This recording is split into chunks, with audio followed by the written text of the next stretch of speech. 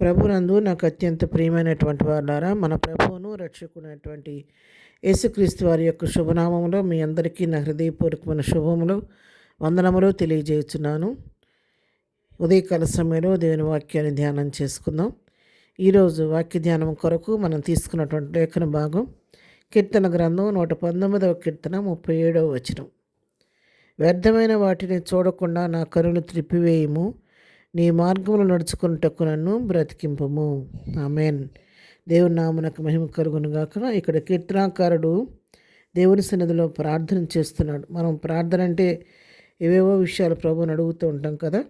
ఇక్కడ భక్తుడు చూడండి, ప్రభువుని ఏం అడుగుతున్నాడంటే ప్రార్థనలో, వ్యర్థమైన వాటిని చూడకుండా నా కనులు త్రిప్పివేయ్యా, నీ మార్గం నడుచుకుంటాక నన్ను బ్రతికించయ్యా అని అడుగుతున్నాడు. నీ లోకంలో జీవిస్తున్నాను, ఈ లోకంలో ఉన్నదంతా శరీరాశ, నేత్రాశ, జీవపు డంబం. నాకు నేత్రాశ లేకుండా సహాయం చేయి ప్రభువా. వ్యర్థమైన వాటి వైపు నా మనసు పోకుండా సహాయం చేయి. వాటి మీదకి నా దృష్టి వెళ్లకుండా సహాయం చేయి.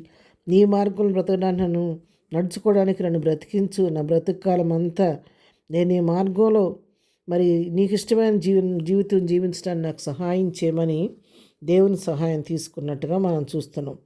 జ్ఞాని అయిన సొలొమోను కూడా చెప్తున్నాడు. 4వ అధ్యాయం సామెతలు 25వ వచనం మనం చదివితే, నీ కన్నులు ఇటు అటు చూడక సరిగాను, నీ కనురెప్పలు నీ ముందర సూటిగాను చూడవలను. సొలొమోను చెప్తున్నాడు ఇక్కడ, నీ కన్నులు అటు ఇటు చూడకూడదు, కుడి ఎడమలకు నీ కనులు చూడకూడదు. ఎలా ఉండాలంటే నీ కంటి చూపు, నీ కనురెప్పలు నీ ముందర సూటిగా చూడవాలంటే వ్యర్థమైన వాటి వైపు నీ మనసును త్రిప్పవద్దు. నువ్వు చూడకూడని వాటి వైపు నీ చూపు మరలనీయొద్దు. నీ యొద్ద గురి యొద్దకే నువ్వు పరిగెత్తేవాడుగా ఉండాలి.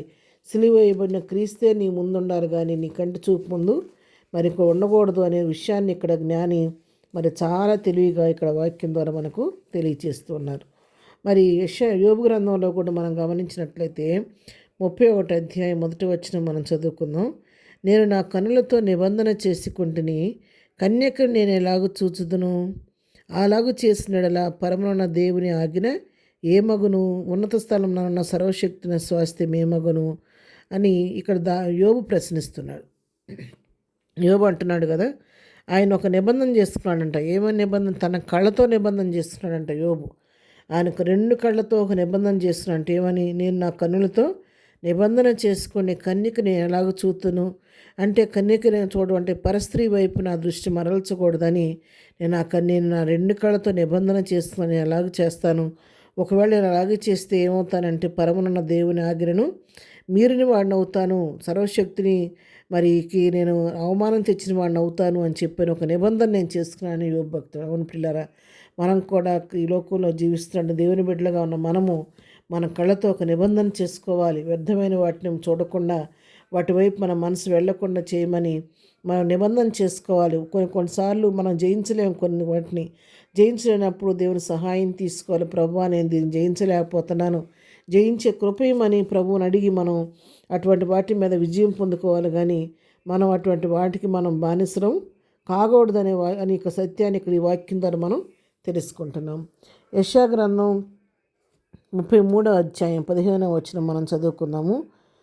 చెడుతనము చూడకుండా కనులు మూసుకున్నవాడు ఉన్నత స్థలమున నివసించును, పర్వతములలోని సిరులు అతనికి కోట ఎగను, తప్పక అతనికి ఆహారం దొరుకును, అతని నీళ్ళు అతనికి శాశ్వతముగా ఉండను. చూసారా, చెడుతనం చూడకుండా కనులు మూసుకునేవాడు కలిగే లాభం ఏంటయ్యా అంటే, చెడుతనం చూడకుండా కనులు మూసుకొని దేవుని వైపు చూసి అయిపోయేవాడు కలిగే లాభం ఏంటంటే, ఉన్నత స్థలములో ప్రభువుతో కూడా నివసిస్తాడు, పర్వతంలో సిరలు అతని కోటగా ఉంటాయని, అతనికి ఆహారం నీళ్లు శాశ్వతంగా ఉంటాయని ఒక మంచి శ్రేష్టమైన వాగ్దానం ప్రభువు చేస్తున్నాడు. కాబట్టి ఉదయకాలం వాక్యం మనందరం కూడా, ప్రభువా, మరి మాయలోకంలో, కపట్లోకంలో, మోసపూరితమైన లోకంలో, స్వార్థపూరితమైన లోకంలో నేను జీవిస్తున్నాను, ఈ లోకమాలు నాకు అంటకుండా సహాయం చేయి.